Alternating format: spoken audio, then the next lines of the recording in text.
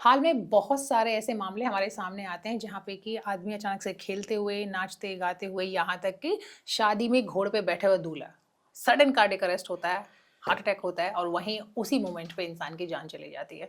बहुत बड़ा कंसर्न है अपने आप में, क्योंकि ऐसा लगता है कि इंसान की जिंदगी की कोई भी गारंटी नहीं बची है।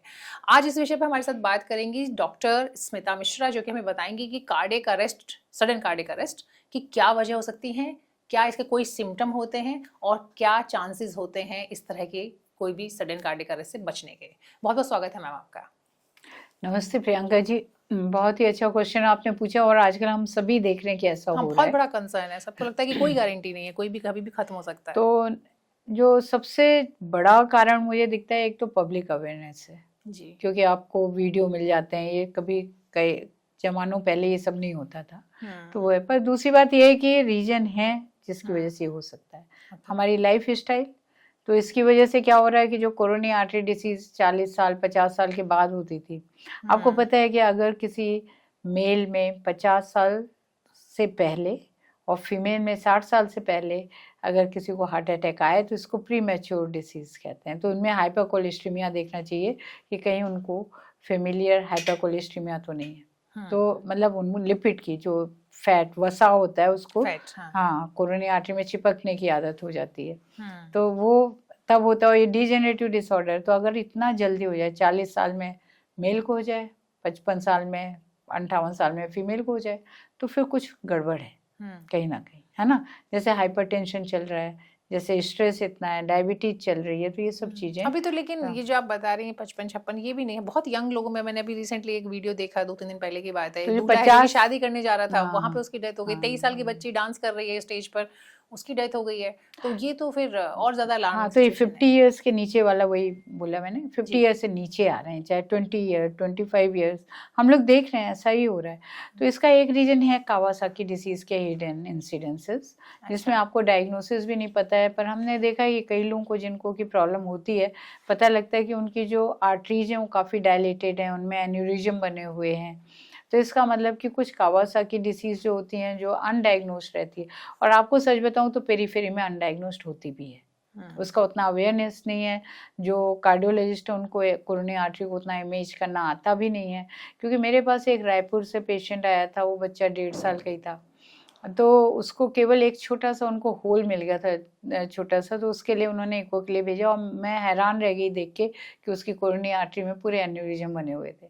अब ये बच्चा जब 40 साल का होगा या 20 साल का भी होगा, तो भी ये बच्चा हमेशा वल्नरेबल रहेगा कि इसको कभी भी हार्ट अटैक हो सकता है। तो क्या उसको रिवर्स नहीं किया जा सकता? कोई नहीं किया जा सकता, क्योंकि वो उसका उस समय होता है जब कावासाकी डिसीज होती है, तो एक IVIG करके दवाई दी जाती है, कुछ दवाइयाँ दी जाती हैं जिससे वो रिवर्स कर जाए।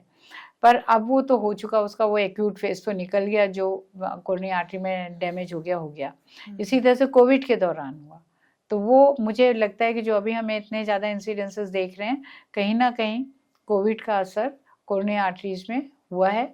उसके बारे में, और इनको एपिजेनेटिक इफेक्ट कहते हैं। तो ये कुछ चीज़ें जो बड़ी डीप मेडिकल सब्जेक्ट हो जाता है, पर ये भी एक रीजन है। पर तो इसका पहले मैं ये जानना चाहती हूँ कि आप बता रहे, मान लीजिए किसी बच्चे में ऐसा हो गया जो डैमेज हो गया, तो लेकिन फिर भी कुछ तो कर सकते हैं ना, कोई तो प्रिवेंशन तो नहीं कर सकते, लेकिन प्रिकॉशन तो कुछ। सिर्फ उसमें आप जो जो जिसको हम कहते हैं खून को पतला करना या उनका थक्का नहीं बनने देने वाली जो बीमारी, जो दवाइयाँ होती हैं, जैसे एस्प्रिन, तो सिंपल एस्प्रिन ही एक बहुत बड़ा प्रोटेक्शन का तरीका है। पर पहले आपको पता तो लगे कि ऐसा है, क्योंकि हम हर एक पेशेंट का तो हम इको कर नहीं रहे हैं। जब तक हम इको नहीं करेंगे, जब तक हमें नहीं पता लगेगा, है ना। कभी तो ऐसा हो सकता है कि पेशेंट थोड़ा, जब मुझे पता है, इसलिए पता है कि थोड़ा पहले ये पेशेंट आ गए, इनका जब एंजियोग्राफी किया गया तो देखा गया कि इस तरह के चेंजेज हैं, तो इनको फिर स्टेंटिंग किया जाता है, बाईपास किया जाता है, फिर तो वैसे ही होगा। या एस्प्रिन दे दी कि भाई ठीक है, बाकी चीजें अगर ठीक हैं तो अभी आप इस पे चलो। तो एस्प्रिन क्या फिर मतलब लगातार लेनी होती है या फिर कुछ एक पर्टिकुलर टाइम के लिए देते हैं? लगातार लेनी है जी।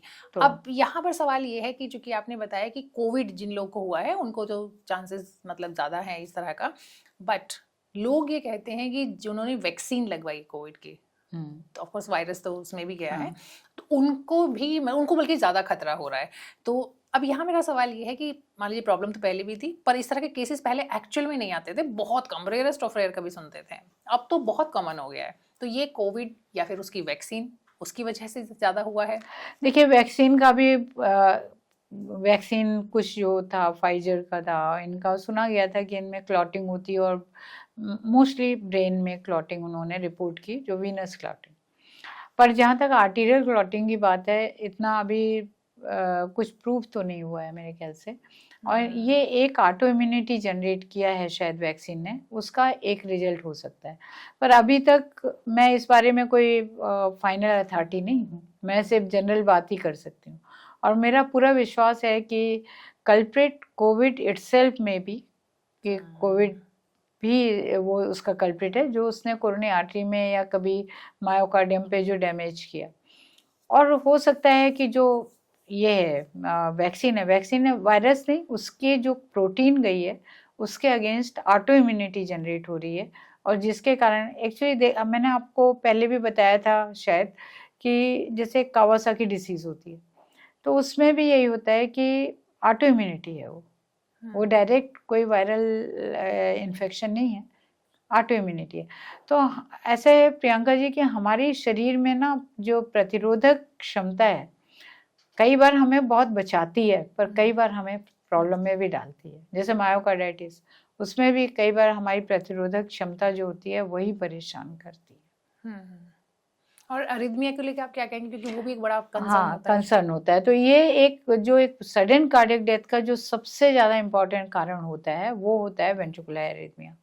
और उसमें कुछ तो इस तरह से होते हैं कि जैसे आपको कोई वायरल इन्फेक्शन हुआ है, किसी को भी वायरल इन्फेक्शन हुआ, मायोकार्डाइटिस हुआ है, हील हो गया, पर जब वो हील हो गया तो कुछ एरिया ऐसे बन जाते हैं जहाँ से कि सडनली अलग तरह की रिदम बननी शुरू हो जाए, और जब वो अलग रिदम बनती है तो डेथ हो सकती है।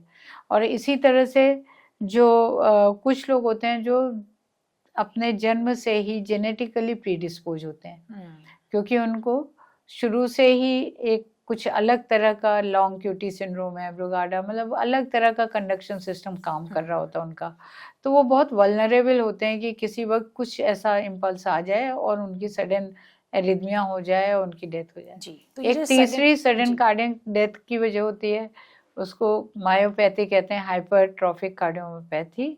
उसमें भी ऐसी सडन डेथ होती है, जैसे हम हिस्ट्री में पूछते हैं भाई किसी की सडन डेथ तो नहीं हुई थी, तो उसमें भी इसी तरह से डेथ होती है, बिकॉज उसमें भी एरिथमिया ही होते हैं इवेंचुअली। तो अब मैं ये जानना चाहती हूँ कि जैसे आपने बताया ना कि कुछ केसेस में पॉसिबिलिटी होती है, तो अब ये रूल आउट कैसे करेंगे, क्या कैसे, मतलब कोई टेस्ट कुछ तो करना चाहिए, मतलब ऐसे तो नहीं वेट कर सकते हैं कि टीएमटी टेस्ट, सिंपल जो स्ट्रेस टेस्ट होते हैं जी, अगर किसी को थोड़ा भी कभी डिस्कम्फर्ट होता है तो आप उसको छुपाएं ना। मोस्टली ये होता है कि लोग छुपाते हैं, लोग बताना नहीं चाहते हैं। सिंपल टेस्ट है, आप स्ट्रेस टेस्ट करा लें, या कोरोनरी पल्मोनरी एंजियोग्राफी भी की जा सकती है। तो नॉट पल्मोनरी, सॉरी, द सीटी कोरोनरी एंजियोग्राफी, वो भी किया जा सकता है, तो उससे भी वो पता लग सकता है कि कोरोनरी आर्टरी की हेल्थ कैसी है। और नहीं तो simple stress test, TMT test, उनसे भी पता लगेगा। अब यहाँ पे एक और मैं थोड़ा और चाहती हूँ कि आप थोड़ा और इसे एलेबरेट करके बताएं। पहला तो ये कि जिनको बाय बर्थ कोई इश्यू हो सकता है हार्ट से रिलेटेड, तो उनको कौन सी टेस्ट करानी चाहिए पेरेंट्स को, बच्चों के, और कब करानी चाहिए, ताकि पता चले कि ये फर्दर आगे जाके और ना बढ़े। और दूसरा, जो पोस्ट कोविड की हम लोग बात कर रहे हैं, जिनको कोविड हुआ या जिन्होंने वैक्सीन ली, तो उनके लिए भी क्या कोई टेस्ट आप रिकमेंड करेंगे जो कराना चाहिए किसी? टीएमटी और मैं तो बहुत स्ट्रांगली रिकमेंड करती हूँ, मतलब I am very strong proponent of going for a cardiac checkup, जिसमें TMT, स्ट्रेस टेस्ट, और नहीं है तो आप कोरोनरी एंजियोग्राफी कराएं। तो ये एक मेरे हिसाब से बहुत ही स्ट्रांग मेरा वो है प्रपोजल है।